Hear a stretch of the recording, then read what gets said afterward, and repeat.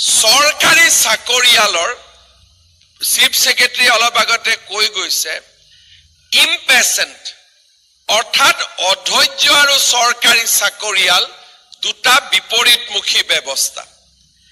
অধৈৰ্যতাই কি কৰে, যেতিয়া আমি চাকৰি পাম আৰম্ভণিত যেতিয়া আমি অধৈৰ্য হম, যতে আমি মিস্টেক কৰিম, পেনশন পোৱাৰ সময়ত এজিয়ে কব যে আজিৰ পৰা 30 বছৰ আগতে এই লৰাজনৰ সাৰ্ভিস বুকত এইটো মিস্টেক আছিল, আৰু ই যেতিয়ালৈকে কাৰেক্ট হ'ব নোৱাৰে তেতিয়ালৈকে মানুহজনে পেনশন নাপায়।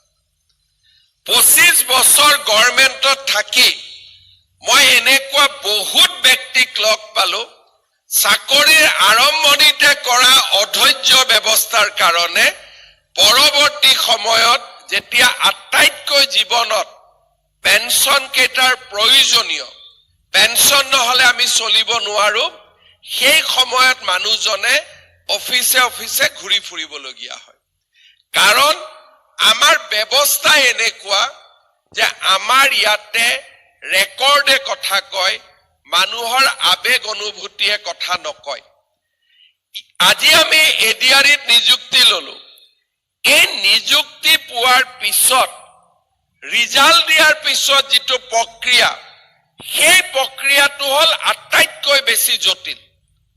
ৰিজাল্টটো দি দিলো, এতিয়া এজন লৰাই যদি 417 নম্বৰত 10 জন লৰাই পৰীক্ষাত পাছ কৰিছে, কিন্তু সেই স্কেলত পোষ্ট 9টা আছে, তলৰ স্কেলত পোষ্ট আছে 10 জন 91 নম্বৰ পাইছে, কোনজনক তলৰ স্কেলত আমি দিম? আইনৰ সিদ্ধান্ত কেনেকুৱা? মইতো সকলোৱে সমান নম্বৰ পাইছো। তাতে আমি নতুনকৈ চিন্তা কৰিব লাগে যে ইয়াৰ প্ৰক্ৰিয়া কি হ'ব। এডিআৰিত এইবাৰ মই দেখিছো বহুতে একে নম্বৰ পাইছে। আমি কৈছিলো যোনে বেছি নম্বৰ পায় সিয়ে ডাঙৰ স্কেলটোত যাব, যোনে কম নম্বৰ পায় সি তলৰ স্কেলটোত যাব। কিন্তু একেটা নম্বৰ যদি একেটা স্কেলত যায়, কোনজন তলত যাব কোনজন ওপৰত যাব?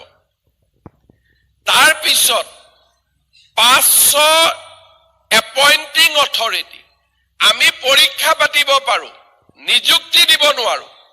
নিযুক্তি পত্ৰ ডিসি ডিব্ৰুগড়ে দিব লাগিব। নিযুক্তি পত্ৰ আমাৰ ডাইৰেক্টৰ হৰ্টিকালচাৰে দিব লাগিব, এগ্ৰিকালচাৰ সেক্ৰেটাৰীয়ে দিব নোৱাৰে। নিযুক্তি পত্ৰ পিডব্লিউডিৰ এক্সিকিউটিভ ইঞ্জিনিয়াৰজনে দিব লাগিব। আমি তাকো সংস্কাৰ কৰিলো যে নহয়, আমি এক জায়গাত নিযুক্তি দিম। এক জায়গাত নিযুক্তি দিলে প্ৰমোশনৰ কাৰণে এসটি এসসি ওবিসি ৰোস্টাৰ আমি কেনেকে মেইনটেইন কৰিম? এই ৰিজাল্ট দিয়াৰ পিছত যিখিনি কাম, 50টা ডিপাৰ্টমেণ্টক ভগাই দিয়া, 50টা ডিপাৰ্টমেণ্টে 100টা ডাইৰেক্টৰেটক ভগাই দিয়া, আৰু 100টা ডাইৰেক্টৰেটে 500 এপইন্টিং অথৰিটিক পোষ্ট ভগাই দিয়া, মেইনটেইনিং ৰোস্টাৰ এসটি এসসি ওবিসি, ই এক কঠিন কাম আছিলে। হোৱাটছআপ গ্ৰুপত মেছেজ দিয়া পৃথিৱীৰ আটাইতকৈ সহজ কাম। চৰকাৰক গালি পাৰি ফেচবুকত পোষ্ট দিয়া পৃথিৱীৰ আটাইতকৈ সহজ কাম। কিন্তু যাৰ কাৰণে আমি কাম কৰিছো, সেই মানুহজনে যাতে ৰিটায়াৰমেণ্টলৈকে কোনো সমস্যাত নুভুগে, তেওঁক এটা স্বচ্ছ আৰু সুন্দৰ নিযুক্তি প্ৰদান কৰাটো আটাইতকৈ প্ৰত্যাহ্বানমূলক কাম। আজি যেতিয়া আমি আপোনালোকক নিযুক্তি দিব আহিছো, আমি কনভিন্স যে আমি যি কৰিছো সুন্দৰ কৰি কৰিছো, ইয়াত হাইকোৰ্টো হ'ব নোৱাৰে, আৰু ল'ৰা ছোৱালীয়ে ভৱিষ্যতে প্ৰমোশন আৰু পেনশনৰো কোনো সমস্যাৰ সন্মুখীন হ'ব নোৱাৰে। আমি গোটেইখিনি কাম কৰি আজি আমি আপোনালোকক মাতিছো যে আমি ৰেডি, আপোনালোক নিযুক্তি লবলৈ আহক। যোৱাবাৰো এনেকৈ আমি 3 মাহ লৈছিলো। প্ৰথম মই আপোনালোকক আহ্বান জনাম যে অধৈৰ্য নহব। জীৱনত অধৈৰ্যই বহুত ডাঙৰ ডাঙৰ এক্সিডেন্ট কৰাই দিয়ে। কুঁৱলী আছে, অধৈৰ্য হৈ আছো, যাব মন গৈ আছে। ঘৰৰ মানুহে কৈছে কুঁৱলী আছে, এতিয়া স্কুটাৰ নচলাবি, মটৰচাইকেল নচলাবি। আমি অধৈৰ্য স্কুটাৰ মটৰচাইকেল চলাই দিছো, আগত গাড়ী এক্সিডেণ্ট হৈ গৈছে। জীৱনত আটাইতকৈ শত্ৰু কি? আমাৰ জীৱনৰ আটাইতকৈ শত্ৰু হ'ল অধৈৰ্য, আৰু ধৈৰ্য হ'ল জীৱনৰ আটাইতকৈ ডাঙৰ বন্ধু। সদায় আমি মনত ৰাখিব লাগিব, ফাইল এটা যেতিয়া আহিব আমাৰ ওচৰলৈ, মনত 10টা চিন্তা আছে, ল'ৰাৰ এডমিশ্যন, ঘৰত বজাৰ কৰিব লাগে, অতিথি আহিব। আমি যেতিয়া ফাইলটো জোৰ কৰি লিখিব যাম, সি আপোনাৰ নামত ৰেকৰ্ড হৈ থাকিব। পিছত যেতিয়া সেই ফাইলটোত গণ্ডগোল হ'ব, সম্পূৰ্ণ দায়িত্ব আপোনাৰ মূৰৰ ওপৰত পৰিব। গতিকে চৰকাৰী চাকৰিত সদায় ডাঙৰ সমস্যাটো হৈছে যে ইয়াতে কাৰো কাৰণে ক্ষমা নাথাকে। প্ৰাইভেট কোম্পানীত মালিকে যদি জানে যে ল'ৰাজন ভাল, ভুল হৈ গৈছে, তাক একো নাই, ল'ৰাজন ভাল, সদায় ভাল কাম কৰে, আজি এটা সৰু ভুল কৰিছে। গভৰ্ণমেণ্ট চাকৰিত চৰকাৰক আপোনালোকে যিমানেই সহায় নকৰক কিয়, এটা সৰু ভুলো ইয়াত যদি ধৰাত পৰে, ধৰাত নপৰালৈকে সকলো ভাল, ধৰাত পৰাৰ পিছত এটা সৰু ভুলে গোটেই জীৱনটো আমাক পিছত খেদি ফুৰিব। কাৰণ গভৰ্ণমেণ্টত সাবজেক্টিভ কথা নাথাকে যে ইয়াক আমি হ'ব, এই ল'ৰাটো ভাল, বাদ দিওঁ। বাদ কোনেও দিব নোৱাৰে, বোলে মাত্ৰ এটকাৰহে গণ্ডগোল। ধৰাত নপৰালৈকে চৰকাৰী মানুহে কোটি টকা খাব পাৰে, কিন্তু ধৰাত পৰাকৈ এটকাও খাব নোৱাৰে। এইটো হৈছে চৰকাৰী চাকৰি বিড়ম্বনা। মানে ক'ব এই কোটি কোটি টকা খাই আছে, ধৰাত পৰা নাই। মই মাত্ৰ পেট্ৰল 2 লিটাৰৰ জেগাত 4 লিটাৰ পৰালো, মোৰ এইটোৱে দুখ হ'ল নে? ধৰাত নপৰালৈকে ক'তো ভুল নাই। আৰু ডাঙৰ ডাঙৰ আপোনালোকে দেখিছে যে সকলোৱে টকা কৰি আছে, ভালো লাগে, এইকাৰণে মানুহে PWDত চাকৰি খোজে, শ্ৰীৰামপুৰ চেকগেটত যাব খোজে, সেইবিলাক থাকে মানুহৰ। কিন্তু ধৰাত পৰিলে তেতিয়া ইয়াত একো নাথাকে, ধৰাত নপৰালৈকে সকলো ভাল। আৰু আমাৰ ইয়াতে সদায় এচাম মানুহ থাকে, কামটো ধুনীয়াকৈ মই কৰি দিম, চহীটো আপুনি মাৰি দিয়ক। কাৰণ চৰকাৰত চহীটোৱে শেষ, কামটো কোনে কৰিছে সেইটো কথা নহয়, যোনে চহী মাৰিছে সিহে দায়বদ্ধ হ'ব, চহী নামাৰা মানুহকেইটা দায়বদ্ধ নহয়। তৃতীয় শ্ৰেণীৰ চাকৰিৰ আটাইতকৈ ডাঙৰ সমস্যা কি? চববিলাক ফাইল আপোনালোকে আৰম্ভ কৰিব, অফিচাৰে ফাইলটো পিছত পাব। তৃতীয় শ্ৰেণীৰ চাকৰিত ফাইল সদায় আপোনালোকে আৰম্ভ কৰিব। যদি ধৈৰ্য নাথাকে, সদায় আৰম্ভণি কৰা মানুহজনে দায়বদ্ধ হ'ব লাগে, আৰু শেষ মানুহজন দায়বদ্ধ হ'ব লাগে। মাজৰ কেইজনকে আমিতো খালি আগবঢ়াইহে দিছিলো। দায়িত্ব প্ৰথমজন আৰু লাষ্টৰজনৰ, মাজৰ মানুহখিনি চলি থাকিব পাৰে।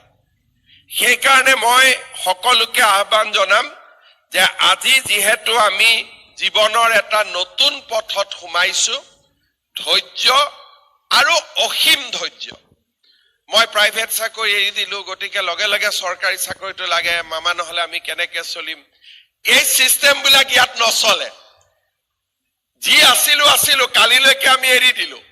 আজিৰ পৰা যেতিয়া আমি চাকৰিত জইন কৰিম, আমাৰ অসীম ধৈৰ্য, প্ৰতিখন কাগজ পঢ়ি তাক ফাইলত আগবঢ়াই লোৱা, প্ৰতিটো ঘটনা প্ৰবাহে কেনেকৈ মানুহক প্ৰভাৱিত কৰিব তাৰ সম্যক বিশ্লেষণ।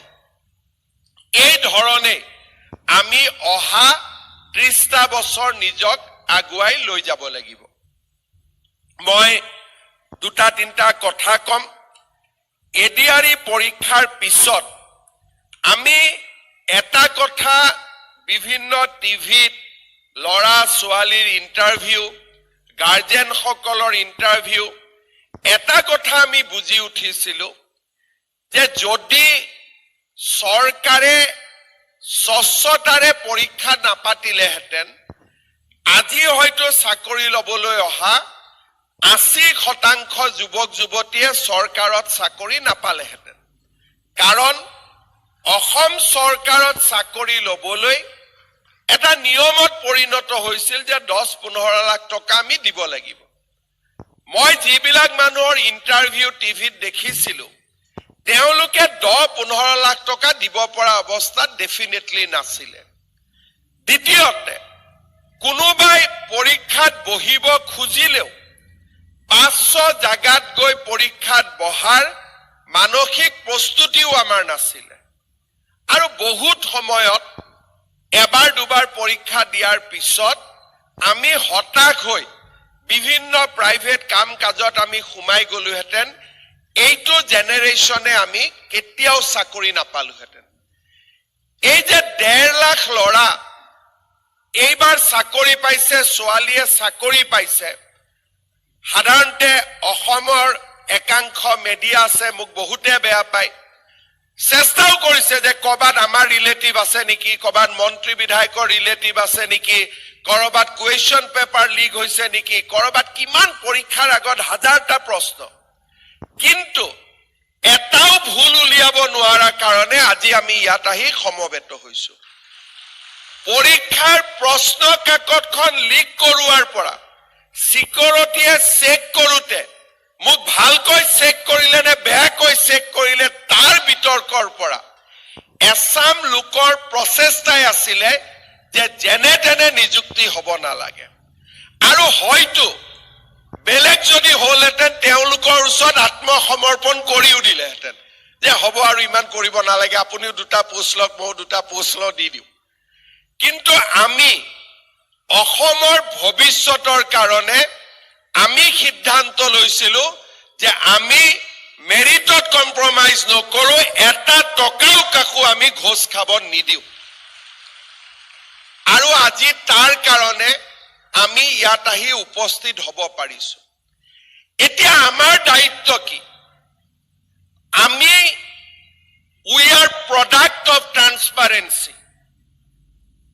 আমি কি ধৰণে জন্ম লৈছো যে স্বচ্ছতাৰ এটা মহাযজ্ঞত আমাৰ নিযুক্তি হৈছে। এতিয়া ভৱিষ্যতে আমি আগবাঢ়ি গৈ আমাৰ দায়িত্ব কি হ'ব? আমাৰ কাৰ্যালয়ত আমি স্বচ্ছতাক আগুৱাই দিয়া, ট্ৰান্সপাৰেন্সি, দুৰ্নীতি লগত আপোচ নকৰা, আমি যিটো সিস্টেমৰ পৰা জন্ম হৈছো সেই সিস্টেমটোক আমি ডাঙৰ দীঘল কৰিম নে যিটো সিস্টেম থাকিলে আমি কেতিয়াও নিযুক্তি নাপালোহেঁতেন আমি সেইটো সিস্টেমক প্ৰেৰণা দিম। আপোনালোকৰ কাৰণে পুৰণা সিস্টেমটো আপোনালোকৰ শত্ৰু আছিল, মোৰ কাৰণে একো নাই। মই 2-4টা মোৰ পাৰ্টি ল'ৰাক নিযুক্তি দি দিলোহেঁতেন, চলি গ'লহেঁতেন। 6,000 ল'ৰাই কাকো ইলেকশ্যনত জিকাবও নোৱাৰে, হাৰাবও নোৱাৰে। বা 6,000 পাৰ্টিৰ মানুহক মই যদি পোষ্ট কেইটা ভগাই দিলোহেঁতেন, 2-4জন অফিচাৰকো দি দিলোহেঁতেন, ধুনীয়াকৈ চলিও গ'লহেঁতেন। কিন্তু আপোনালোক ইয়াত আহিব নোৱাৰিলেহেঁতেন। যদি আমি কম্প্ৰমাইজ কৰিলোহেঁতেন আপোনালোক ইয়াত আহিব নোৱাৰিলেহেঁতেন। কাৰণ আপোনালোক কৰাপশ্যনত চাকৰি লোৱা মানুহ বেলেগ, যোনে 10 লাখ 15 লাখ টকা ঘোষ দিব পাৰিলেহেঁতেন। আপোনালোকে ঘোষ দিব নোৱাৰে। মই যেনেকে টিভিত দেখা পাইছো বা কথা বতৰা পাতিছো, দুৰ্নীতি যদি অসম চৰকাৰত নিযুক্তিৰ ক্ষেত্ৰত চলি থাকিলেহেঁতেন আমি কেতিয়াও চাকৰি নাপালোহেঁতেন। এতিয়া দুৰ্নীতি আমাৰ শত্ৰু। আমি কাৰ্যালয় জইন কৰাৰ পিছত আমাৰ শত্ৰুজনকে আমি আকৌ বৰঘৰত মাতি ল'ম নেকি? যদি মই চিন্তা কৰিলোহেঁতেন যে আমি 6.5 লাখ নিযুক্তি দিম, 10 লাখ টকাকৈ ল'ম, যোনে কালেকশ্যন কৰি দিব তেওঁ 3 লাখ ল'ব, মই 7 লাখ ল'ম, ধুনীয়াকৈ প্ৰশ্ন কাকত কেইখন যাক যাক দৰকাৰ আগতে দি দিম, হাজাৰটা বেয়া বুদ্ধি মনত আহিব পাৰে। কেতিয়াবা এক্সিডেণ্টটো হয় বেলেগ কথা, কিন্তু বেয়া বুদ্ধিটো পৃথিৱীত বহুত আছে। কিন্তু সেই বুদ্ধিবিলাক লগালে আমি ইয়াত নাথাকিলোহেঁতেন। দুৰ্নীতি যদি অসম চৰকাৰৰ নিযুক্তিৰ ক্ষেত্ৰত থাকিলেহেঁতেন, আজি এই ল'ৰা ছোৱালীখিনি নাথাকিলেহেঁতেন, বেলেগ এটা চাম ইয়াত বহি থাকিলেহেঁতেন। কিন্তু আপোনালোকে যদি কাৰ্যালয়ত গৈ এতিয়া সেই দুৰ্নীতিৰ লগতে কম্প্ৰমাইজ কৰে, তেতিয়াহ'লে ই আমাৰ অস্তিত্বৰ ওপৰতে প্ৰশ্ন আনিব যে মই যিটো ছিষ্টেমৰ প্ৰডাক্ট নহয়, যিটো ছিষ্টেম মোৰ শত্ৰু, যিটো ছিষ্টেমে মোক কৰ্ণাটক, অন্ধ্ৰপ্ৰদেশত প্ৰাইভেট কোম্পানীত কাম কৰিবলৈ পঠাই দিছিল, যিটো ছিষ্টেমে মোক ইঞ্জিনিয়াৰিং পাছ